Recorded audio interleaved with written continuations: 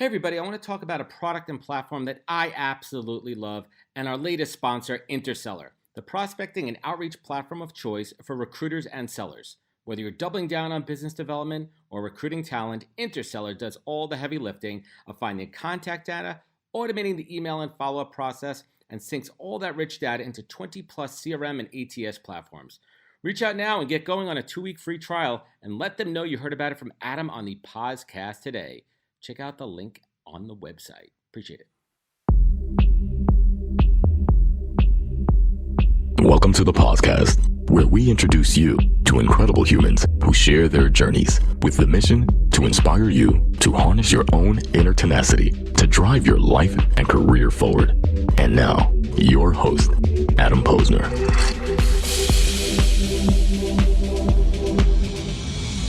Dave, what's happening, my man? Welcome. Thanks. It's good to be here. I'm glad that I thought as I was sort of waiting in backstage that I might have to play the role of Alice since I wasn't on to say not it, but thank you for introducing me by my real first name here.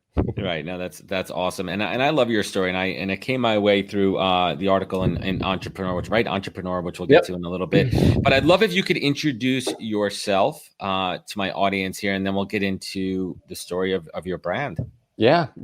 So I'm the founder and CEO of O2, which is a recovery drink. It's got quite a following in the fitness community, and I'm sure we'll talk about that. But I'm a 6-year first-time entrepreneur now. So O2's been around since 2014, and this was my first entrepreneurial rodeo. I cut my teeth in corporate strategy back when I had a normal day job, and I've been doing this ever since. Who wants to go back to that? Yeah, I know, right? Tell me about it. All right. I mean, I guess a lot of people are doing this podcasting thing now that we're home, but you really can't be doing this if you're sitting in an office all day. Hey, you got the right gig, man. I tell you what, you get to talk to cool people all day long. I love it. I mean, cool is subjective, but I get to talk to people all day for sure, man. So let's get into the cool story here. Yeah. Did you always have this dream of launching it's a recovery, not energy drink, right? But did I correct? That's all right, correct. So let's talk a little bit about the story. I love to hear the brand origin story. I love to hear the superhero story.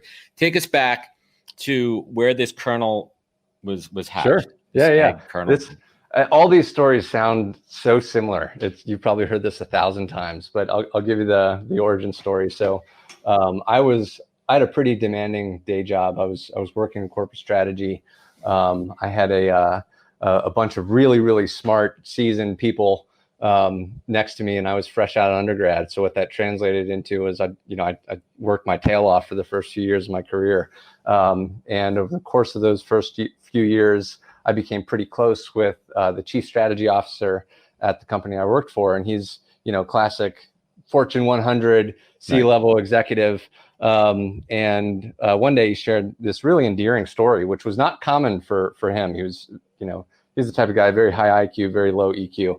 And the story was around how he helped start this private nonprofit charter high school that served underprivileged youth in Chicago in 1996. And a really remarkable story. I'll spare you the details here, but he helped start the school, and then in '99, Bill and Melinda Gates Foundation got involved, and then a bunch of these schools popped up across the United States. And I was like, wow, that's really cool. Like, he made something from nothing. And so I proposed to him that we do it in Columbus, which is where we were both working and living. And he's like, all right, I'll help you do that as long as you do all the work. So again, typical C-level executive, right? He's delegating. He's delegating for sure. And so that became my night job. And so I had this pretty demanding day job, a new night job. I was 25, 26 at the time. I was leading an otherwise healthy lifestyle, and working out a good deal, watching what I eat. But I was drinking a tremendous amount of Red Bull and Gatorade. And, I didn't come from a nutrition background, but I knew enough. Central. Yeah, it's Sugar Central for sure. And I knew enough to know that probably wasn't sustainable. That wasn't great for me. And so I befriended a guy who was finishing his residency at Ohio State's hospital, and he's still there actually. And he became like my medical doctor buddy. Great thing about medical doctor buddies is you can ask them all kinds of free medical advice, right? Right. It's like having a real-time WebMD at your disposal. 100%, exactly. And so one day I asked him, like, you're a physician, so surely you don't drink this garbage. What do you do instead? Because I'm looking for something better. And he's like, I drink that garbage. I just, I just feel bad about it too. Oh man. And so we're both in our mid-20s. We're like, oh, well, shit, man. If you do this and I do this, we should, our friends would love this. We should just make our own drink. How hard can that be? Right. Famous last words. Turns out it's pretty hard. So the original premise was to combine all the stuff that we liked about energy and sports drinks without any of the stuff that we didn't. And then about a year into spinning our wheels, Dan, the doctor, came across some really compelling peer-reviewed medical literature that showed the accelerating effects of ingested oxygen on the liver's metabolism of toxins and recovery time. And so the strategist in me was like, oh, awesome. That's our thing. Cool. Yeah, that can be our point of difference. Again, little did I know, there was a reason nobody else was doing this. It's because it's really, really challenging to make an oxygenated drink, at least at scale. So I left my day job at the end of 2011 to focus on getting something off the ground, my entrepreneurial career. Pause right there. Was that an easy decision? Was that like that decision to say, all right, like were you kind of secure in saying like, hey, I'm going to take a gamble here. I'm still young. If it doesn't work out, I can still kind of go back to it. Was that your mindset? That's exactly it. Let's give it a shot, man. 100%. Let's let it ride. There's no better time than now. Right? I'm young. You don't have like a overhead family, kids, whatever the hell you have now. Like, exactly. And I've heard it argued, that's a pretty obvious, there's a pretty obvious argument for that, right? You're not putting anything at risk, and you don't have any mouths to feed. But I've also heard it argued that the time to do it is when you have mouths to feed and a mortgage and everything else, because you're not going to screw that up, right? You're burning the bridges. Spot on. I mean, I talk about that too. I mean, it's your show. Go continue. No. I mean, this is a conversation, hopefully, but I could see that for sure. I could see that. And part of the reason I feel like it took us so long to get this off the ground was, I had some savings built up, and I was, 27. I could do whatever I wanted for as long as I wanted. And so it, there was a fire under my feet for sure, but it probably would have burned a little hotter if I had a spouse and a few little mouths to feed, but go ahead. How'd you get the oxygen into the drink? So there's a funny story there. Not the proprietary secret sauce. No, I'll tell you all about it. So today it's at scale. It's very simple. It's a very similar process as carbonation, just a different gas, right? So that's an easy way to think of it. We had you take a corporate strategist and a physician and tell them to make a drink. There's no experience there. Like the physician, you don't have the manufacturing experience, right? 100%. You don't have the production experience. Totally. We had no idea what we were doing. So we eventually hired a food scientist part-time from Ohio State's hospital who used to work at Campbell's to help us figure out, how do you put oxygen in a drink? We didn't know how carbonation was done, much less oxygenation. Is it like a giant straw through a machine that blows into a big vat of water? Like So the first batch of what ultimately became O2 was actually made in a giant aquarium in a basement of one of our houses. Meth lab or energy drink? An O2 lab. Yeah. And the idea was, let's take a fish tank that has this pump that's putting oxygen into the water for fish, and let's see if that gets us some oxygen in the liquid. And it turns out it did. So it's obviously evolved a little bit since then, but it's a very similar process to adding any other gas into a liquid, just a different gas. I love it. And what's your substitute for sweetness? So we use a blend of a little bit of organic sugar. So 1 gram of organic sugar per can, and then stevia, erythritol, and monk fruit. Okay. Yeah. And it's interesting. I mean, I've seen some feedback on those. I mean, the early Splenda days, the early Sweet and Low days, the saccharin, there's other elements in there too. Like, how do you ensure that everything that you're putting in there is safe? Mm-hmm. So that's something that we were really particular about from the outset, because if I was going to leave my comfortable 6-figure job, I wanted to make sure I was doing it for the right reasons. And ultimately the product is really, really important. And so much has changed with O2, but the product is the one thing that we got right from the outset. And so we kept the ingredient list super simple. Everything is non-GMO. Everything is plant-based for the most part. and including our sweeteners. And so it's all plant-based sweeteners that, are derived from the earth. So let's talk about the launch, right? I mean, you're a strategist. You said, listen, we could go big, we could go retail, we could try to get some shelf space, but we're competing against the Gatorades, the Red Bulls of the world too. And that's exactly what we did not do. And so let's talk about that. Let's talk about that direction where you went to the source. You went to the people that are using it directly, the gyms. Tell us a little bit about those early days and a little bit. Give us a nice kind of chronological. Let's take us from launch to pre-COVID. Yeah. So I'd love to tell 45 you seconds. I'd love to tell you that the gym thing was all part of this master plan, because it makes a ton of sense. You've got this super loyal captive audience at the gyms, whether it's a CrossFit gym or a boot camp or hot yoga studio. They're coming there, or at least pre-COVID, they were coming there 3, 4, 5 times a week. Loyal, super passionate, brand loyal, very particular about what they put inside their body, and very habitual too. Right? They get in routines, all of which has built O2 over the years as a brand. But so candidly, that wasn't my thinking. My thinking was, oh shit, I've got 4 truckloads of this product that nobody's ever bought, and I'm the one person who's responsible for selling it. I was a one-man show for the first 18 months. Yeah. Like, I got to get this stuff out of the warehouse and into people's hands. So I did what any scrappy entrepreneur would do. I begged and pleaded with my friends to sell O2 at their gyms, and the rest kind of took off from there.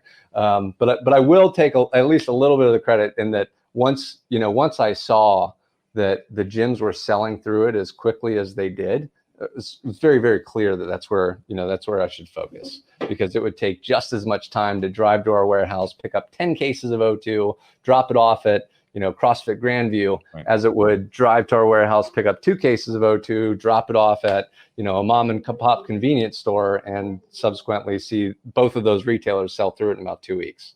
Yeah, interesting. What was some of the initial negative feedback that you got from consumers, and how did you react to that and pivot? Yeah, that's a great question. So the first, this is a good story. It wasn't negative feedback on the product. It was, I guess you could call it negative feedback on the label. So I remember vividly, about 2 or 3 weeks into our launch, I saw a message come through on Facebook it was on my cell phone to our brand page. And the message was something along the lines of, hey guys, like, I really, I tried this product at my gym. I really, really enjoy it. I'm actually a scientist, so I get what you're doing with the oxygen, and that's cool. But, it says on the nutrition facts panel, it says that there are 370 grams of sodium and 360 grams of potassium in this product. How is that possible? It's the same freaking thing. That's an incredible, that's like pounds of salt. And so I looked at this, and I was packing boxes for our direct consumer orders.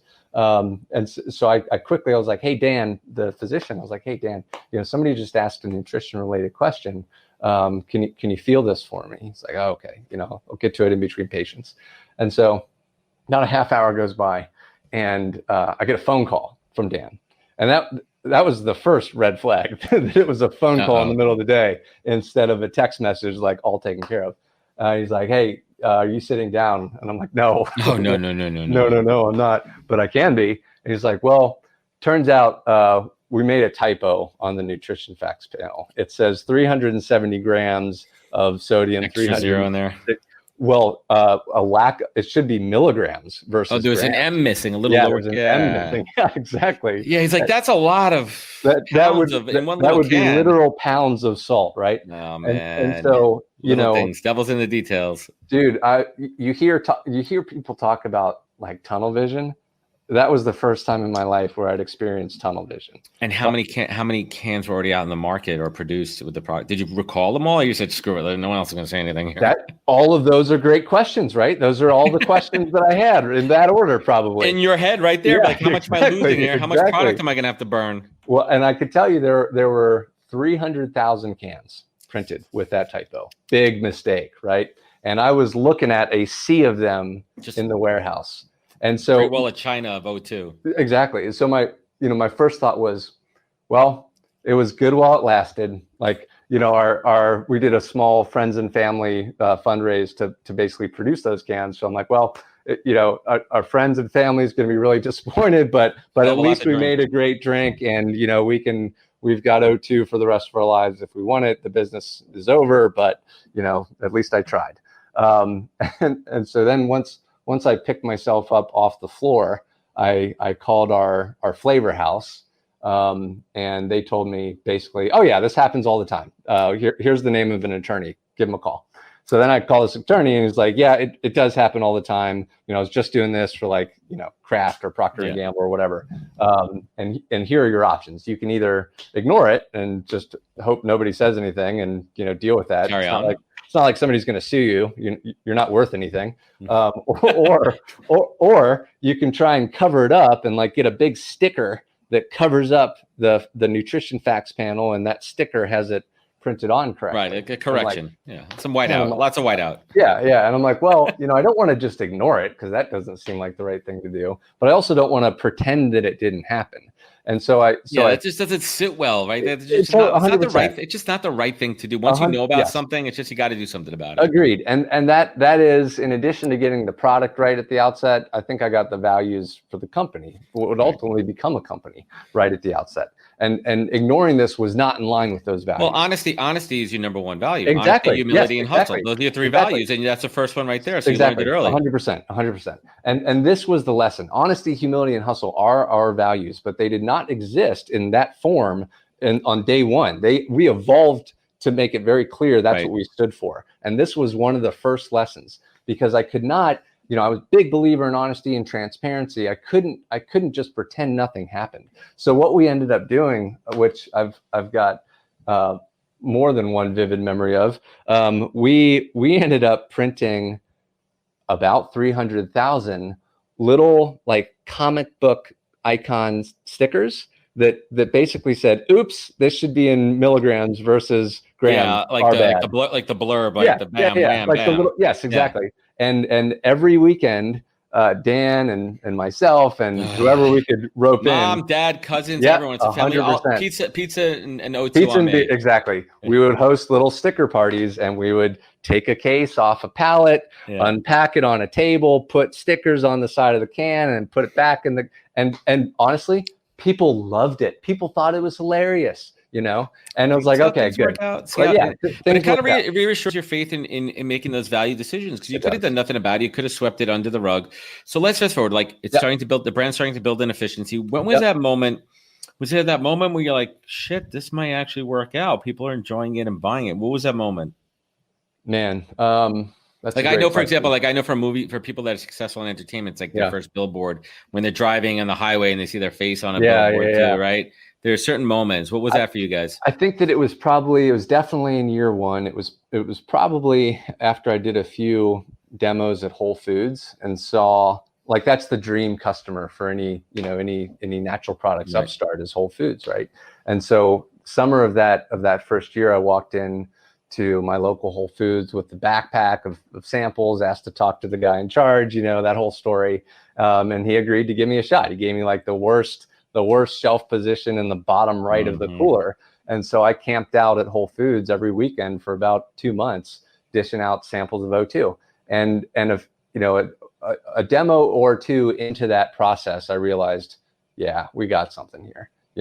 People are loving this. They're buying carts full, cases. I've seen the same faces over and over. Yeah. And if I can do this at every Whole Foods store, we're good to go, Oh, that's incredible. So let's fast forward. Brand's building up. You got momentum. Now we're in, it's February 2020. You're like, all right, we're hearing some stuff over in China. This ain't coming over here.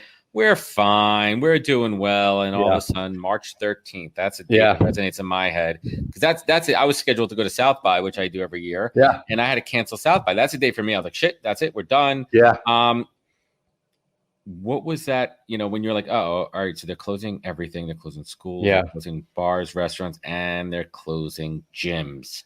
Take us to that day. Take us to that moment in the war room of O2. Yeah. So I was for better or for worse, I was not of the mindset everything's fine. It's going to, it's over in China, no big deal. I think because of how much of a threat this represented to my business, and many clients, and many of those clients are considered good friends at this point. I was watching this pretty closely. And if I had a no shit, this could be very real moment, it was probably January or February. I remember I was just finishing up a workout at the gym that I go to in Cincinnati. It's called CrossFit 513, and I've become good friends with the owner. And I was just asking him how he was doing, how he was feeling about everything, and he's, you know, what he's worried about, because COVID was on both of our radars. And he's like, man, you know, I'm worried about somebody getting sick, sure, but I'm just worried if if the government shuts me down. And that's like, the thought of that hadn't really been totally actualized in my head yet. And I thought, man, Patrick's worried about the government shutting him down. That would be horrible. How many people like Patrick, you know, are our clients? And so then it became real. That was probably late January, early February. And so I was watching it pretty closely after that conversation. And your date's March 13th, my date's March 15th, because leading up to that, my fiance and I decided we had to cancel our engagement party, which was scheduled to be March 15th. And you know, that's when shit was real. That's when shit really got real. And it was, she was more of the mindset, like, this is, I don't know how big of a thing this is. And I'm like, no, this is definitely a thing. Like, shit is unfolding, and it is real. And so we did that. And then the following week is when we started to see our gym clients forced into mandatory shutdown. And we have, you know, we had a line of sight to thousands of gyms across the country, many of which were clients forced to shut down. And you know, we talked about the values of O2. Those are three values. There are only three of them, but we take them really, really seriously. And honesty, humility, and hustle. And every major decision that I've ever had to make, when I look at that decision through those values, it becomes much more clear what we have to do. And it became very, very clear that we could not sit back and do nothing and hope for the best and hoard cash and talk about layoffs and cutting benefits. That was not the right thing to do. Because if we were being honest with ourselves and, you know, our customers, we have to help. Like, these people, these gym owners have helped us build our business over the last 5 years. It's a symbiotic relationship. You can't live without each other. Without a doubt, for sure. And so we, you know, we have one thing that we've gotten pretty good at over the years is pivoting and moving quickly, because there's been a lot of things that didn't work out. So it's like, okay, boom, pivot, boom, pivot. So you know, we started the year very, very focused on kind of a traditional in-field, in-market approach to building up grocery and building up gyms. And then we quickly pivoted, and we made a move that put all of the full weight of Team O2, all 8 of us, behind our gyms, leveraging our direct-to-consumer channel. And that was important. So, I mean, let's break it down from two perspectives here. We're going to talk about the brand perspective, the company perspective, right? So you need to sustain your business. And you're like, shit, if we keep doing things status quo right now, we're going to have no business because no 100%. One's buying it. So the question is, how do we keep brand loyalty? How do we ensure our product still gets into the hands of our customers? But then how do we also support our biggest distribution channel, the folks that have endorsed us, the folks that have stood by our side, that have turned down a lot of these other big box brand names and said, you know what, we like O2, our customers like O2, the gym members like O2. How do we stick with it? Where did the 50-50 idea come from? Those were all the questions. In fact, you know, I could have used I was there. Could have used you in the war room. Where were you? But those were the things that we were grappling with, and we had to act fast. I mean, going into COVID, over 50% of our revenue was from the gym channel. And most of that was recurring revenue in the form of subscriptions. And oh, by the way, that was also how we acquired customers. You know, people would find out about O2 and at the gym, and then buy it at the grocery store, buy it online, whatever. Thankfully, so that's one channel. We had 2 other channels that were fully operational, right? So while within a week, 96% of our clients and gyms across the country were forced into mandatory shutdown, 96%. So within a week, that channel effectively went from half the business to 0. We had 2 other channels that were fine. Grocery being one of them, Some of that's out of our control. Anyone who works at a grocery store would tell, whether it's corporate level or store level, is tell you that that was just as chaotic for them as it was for everybody in America, probably more so. But we couldn't really control what was happening in grocery. We could control what was happening in direct to consumer. Like, that's our channel. We own that channel. And we had the infrastructure to support a lot of growth in that channel, thankfully. And so what we did was we tried to look at this as, okay, we got to help, and there's got to be something we can do to help. And it only feels right that we also want to keep sales of O2 flowing to members of gyms, right? Normally they'd be buying O2 from the gym. Well, now, hopefully they'll be buying O2 from us, but it only feels right to split some of the profits of that purchase with the gym's owner, or with the member's gym owner. If they fail, you fail. Right. I mean, yes and no, right? I mean, you can find other distribution channels, right? But you still have to. This is called loyalty on many, many different levels. Yeah, and it was less about failure, honestly, because that as cheesy as it sounds, that never crossed my mind. It was more about doing the right thing. We had to do the right thing. It was clearly the right thing to do, right? So all these gyms members were going to be buying O2 online. How could we not share some of the upside with the gym owner, right? And so we quickly was like, all right, well, what can we do to encourage that? So we developed a very simple platform, basically, for tracking purchases of O2 by gym members in a way that would allow us to track it back to that gym member's gym. So referral code. That's exactly what it was. So if you work out at CrossFit 513, your code was Recovery 1284, and every time there's a purchase on Recovery 1284, I can go back and look what was the profits from that purchase, and then kick it back to the gym owner. Let's put in perspective here. How much did you give back to the gyms over the last few months? So we announced that March 18th, and in 3 days we saw more sales online in 3 days than we had our best month leading up to that. It's because it's not a gimmick. You didn't just come up with this shit just to fricking drive sales. You did it because you genuinely believe and care in your customers. Exactly. And people saw that.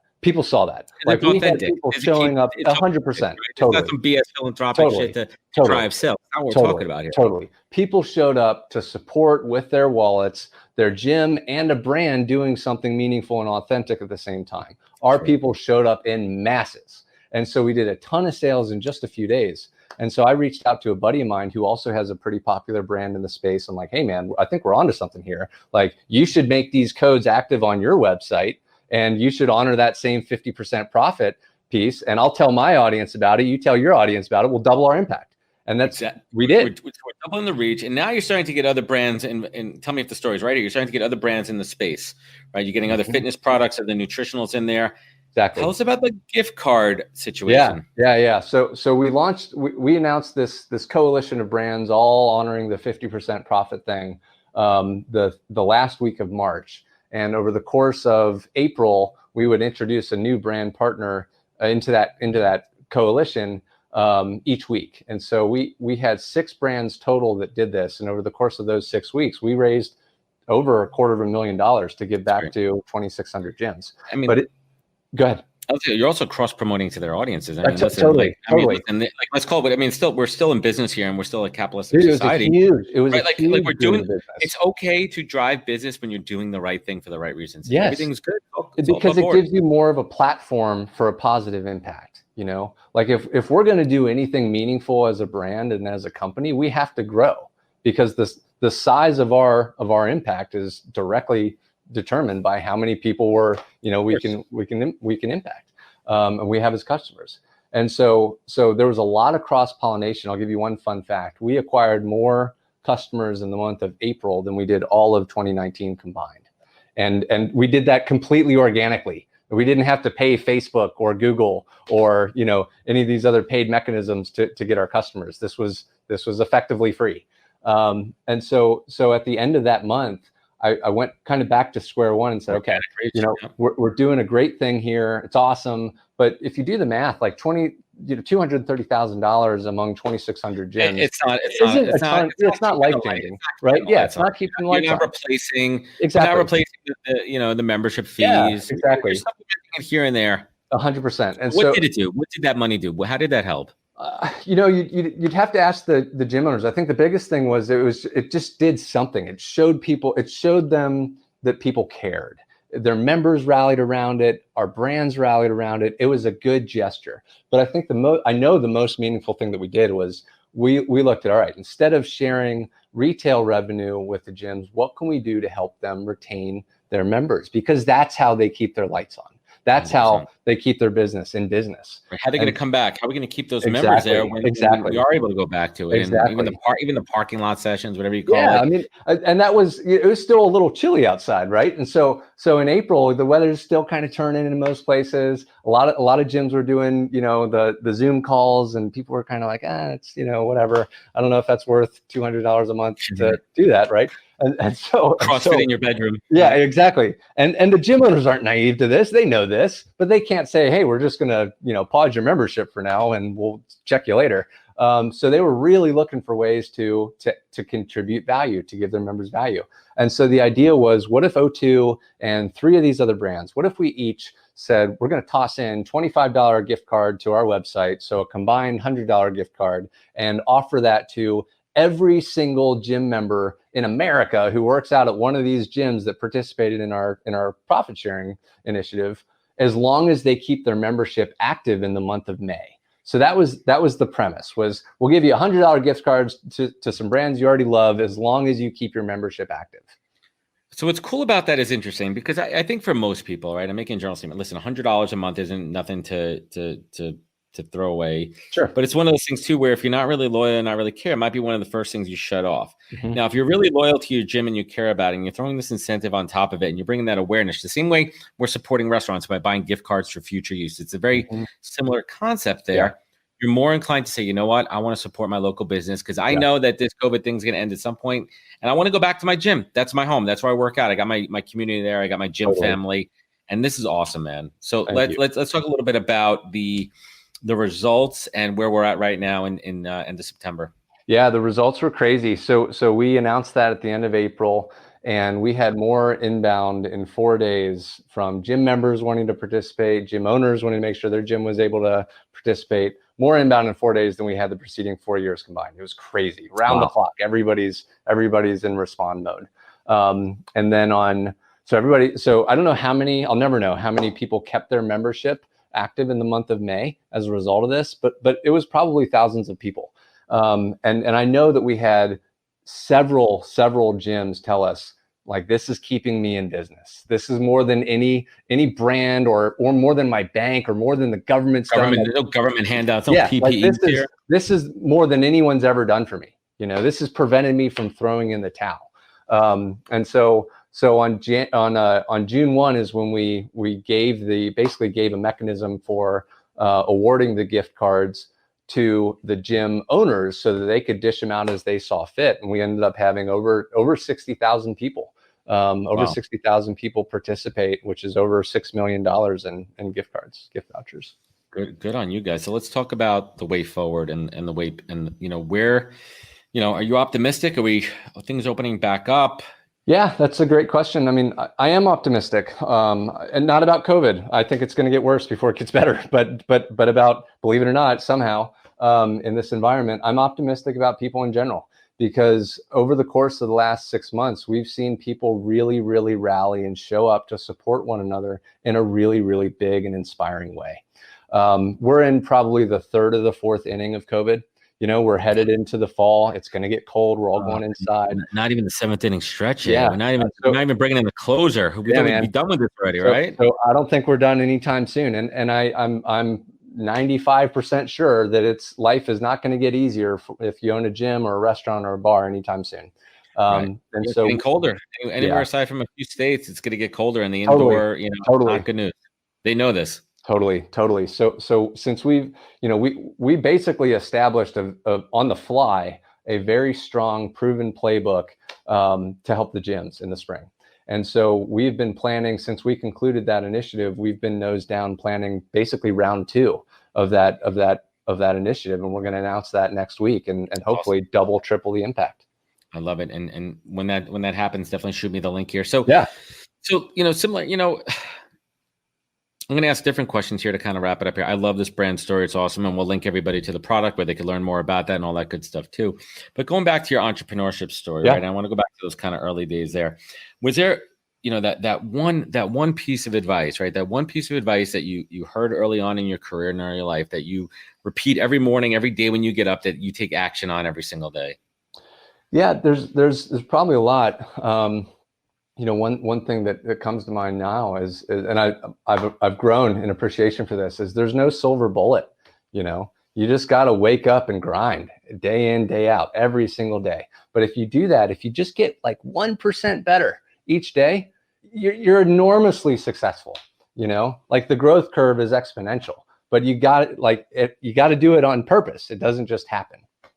You got to put in the work. I mean, there's no substitute 100%. For the work. Totally. Right. Hacks are called hacks for a reason. They're not long-term. Dude, right? You may see some things here and there, but that's not sustainable long-term growth. Totally. Personally, it doesn't matter. Unless you get enormously lucky, which frankly, I feel bad for people who were just kind of in the right time, right place, because all of the personal growth that comes with doing your own thing, it's painful. It's growth. I'm freaking in it right now. It's hard. Exactly. Day in, day out. I mean, there's days that are painful. Yesterday for me was I put up 3 L's in the loss column. That hurts, but that's real shit right there. But then tomorrow's not. You're gonna do it again tomorrow and the day after and the day after. You know why? Because this is hard, and hard people do hard shit. And that's where the growth comes from, is doing stuff that's hard day in, day out. And over time, like I look back on the last 5 or 6 years, it feels like I've gotten 13 MBAs and I've had 3 different life, you know what I mean? But I wouldn't swap that for the world, because who I am as a result of that is somebody I'm really happy with. Dave, I love it, man. And thank you for joining me here today. I think your story is incredible. And I can't wait to take this episode and share it out with everybody. Tell us a little bit more about O2. Tell us where they could find it, where they could learn more about it, where they could learn more about you. Yeah. Check out drinko2.com. We've got, I know I'm biased, but it's a remarkable product. I think it's the best product for its purpose on the market. All of our products are made with 7 times more oxygen than normal water, which I already talked about why that's helpful in detox and recovery. But they've all also got 50% more electrolytes than Gatorade, with only 1 gram of sugar.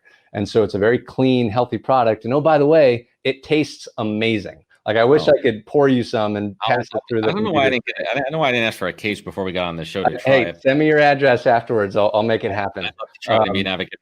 But we're going to do round 2 of the initiative to support the gyms. We've got some great brands on board. They're all going to be offering something special. So go to drinko2.com, keep an eye on our website, join our mailing list, and you'll get some great deals by O2 and some other great brands in the next few weeks. Awesome. Dave, thank you for joining us today. Thanks, man. It was great to see you. Awesome. And everyone joining us on the live stream, anyone who's going to be listening when we play this out on the podcast, thank you so much for hanging out with us today.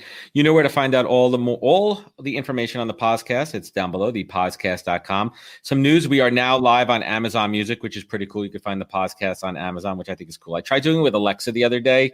I don't think they fully integrated I said, Alexa, play the podcast, and it started to give me some Greek mythology kind of thing.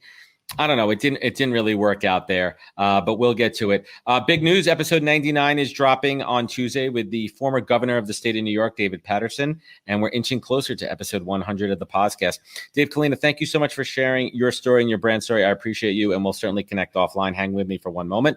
And everyone, remember, take care, wear a mask, support your local businesses, support your local gyms. Check out O2 and catch us next week for another great episode of the podcast. Take care, everybody. To join the conversation, search the podcast on LinkedIn. And to catch up on past episodes and more info, please visit www.thepodcast.com.